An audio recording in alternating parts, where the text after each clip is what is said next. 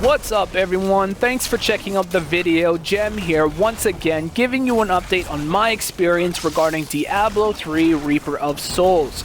Now I know that a lot of you may be wondering why I'm even covering this game given the fact that it was released in 2012 and then expanded in 2014. With that being said, I know it's kind of an older release when it comes to the whole gaming industry, but my response to this is simply that I personally was waiting for this game back in 2008 when I heard rumors that made me want to be a part of it. When the game debuted, I unfortunately did not have the privilege of a capable PC to manage its contents, and as such had to wait until after the console release in 2014.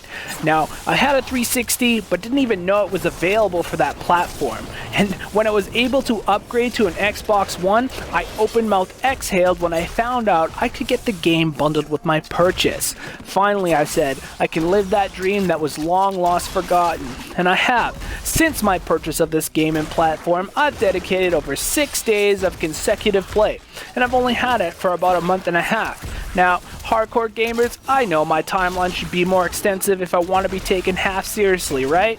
Yeah, but I was also working part-time and about to graduate, which was full-time, so gaming was for recreation.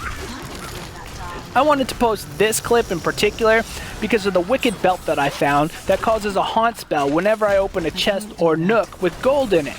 And I really thought it was epic when I was running a 200 plus combo streak and then I faced that larger group the belt applied its abilities to.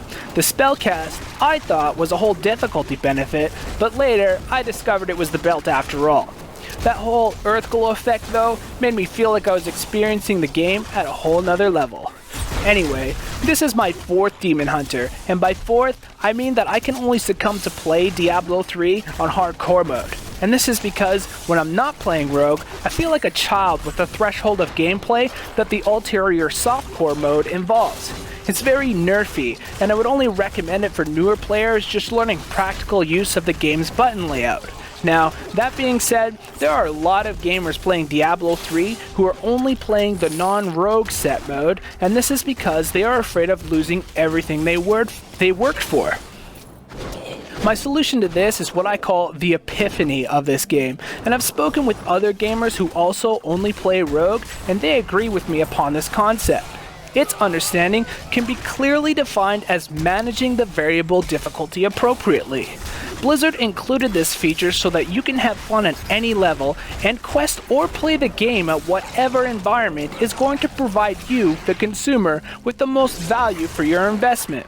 Now, my first inclination regarding my difficulty was to set it as high as I could as a means to get the bonuses involved with doing so. But, like I said, I've lost 3 hard-earned Demon Hunters in the process of doing so. So to put it simply for all you Diablo 3 fans out there and newcomers alike, never grind when it comes to slaying the crypts, creeps, slugs, gnolls, and basic level enemies. In order to enjoy this game, your character must be epic, you must do considerable damage to your foes, and you must not be overtly challenged when it comes to large groups. Otherwise, your dearly beloved Barbarian, Templar, Demon Hunter, Monk, Wizard, or Witch Doctor is going to be taken advantage of. So, check yourself before you wreck yourself. I know, right? Old school hip-hop lyrics applied in real life? What I mean is make sure you're not struggling when you do attack the massive numbers of creeps that you experience on your quest. Watch how fast your character eliminates those slugs and make sure you drain their health bars effectively in any difficulty setting before even considering running a full quest at the set level that benefits you the most. Here's what I mean in a direct example of comfortable gameplay. As you can see here, my rapid fire attack is draining the enemy health bar quite effectively. As a result, I know I can keep them all at bay and worry less about taking damage. This is where you should begin your quest, being able to do damage. If you're starting from the beginning of the game, you're going to deal with smaller groups of enemies anyways, so it's a great way to start your journey as a hardcore player. Next, I'll explain why this is so important. This clip here is a segment that took place shortly after the one you just saw, It's the same difficulty and the same quest, but as you can see here, because these enemies have that golden halo beneath their presence, they have a higher defense and attack value in comparison to the meatheads that you may have just slain with your set level standard of attack we previously discussed. The point I want to make here is that the bosses, baddies, and epic level enemies are the challenges, not the slugs and peons. And if you're still worried about that bonus you would have gotten with the higher difficulty mode, just remember that you can combo up all the creep/basic enemies to get multipliers of your experience as compensation for that bonus. This also can be done much quicker and easier than on that higher level. If you're on shorter quests, this should not be a concern for you, but longer ones will vary, and I'm going to touch base on that next. Now, after questing for a while, you may find that your attack value slowly drops over time. Same for your armor, but this threshold has to do with the amount of leveling you experience while you're out on your quest.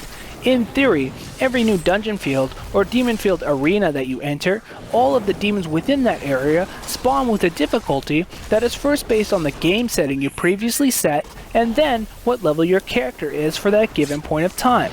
I know the campaign mode kind of promotes a conflict of this idea, but once you go back to earlier acts in the game at a higher level, or only make it to say level 20 before moving to Act 2 in comparison to level 34, you will see that this threshold exists.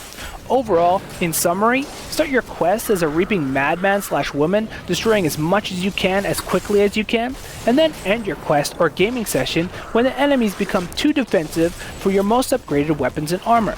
If you start your questing gameplay session and you can't deal as much damage as you left off from the last one, lower the difficulty, and wait until you get those legendary finds that will push your character's attack and defense past the reaping of the meatheads onto the baddies and legendaries. In regard to armor, a good way to make sure that you have a solid defense against spell casts of high level enemies is you can stock your armor pieces with the largest diamonds you can find. Try also enchanting your armor at the wizard lady in the town. Switch out your unused character based skill set perks. I found that re-rolling them often results in a socket opening up.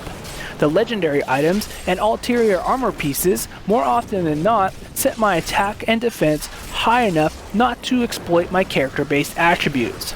You must have fun, and forcing hardcore progress at the risk of losing everything you've invested in is not valuable when it comes to Diablo 3 and the prestige of rogue/hardcore players. I want all of you to enjoy the logic of this game and not to be shut down with hardship like I was when I lost my 3 other demon hunters. This game is more about the management of gameplay settings and epic items than it is about being skilled or good with the controller. So don't push the envelope too far and keep an eye out for those warning signs. Best of luck on your next few quests. I'd love to actually fight alongside some of you avid Diablo 3 gamers, so feel free to DM me regarding parties, etc. Thank you all so much for watching, and I'll see you all next time.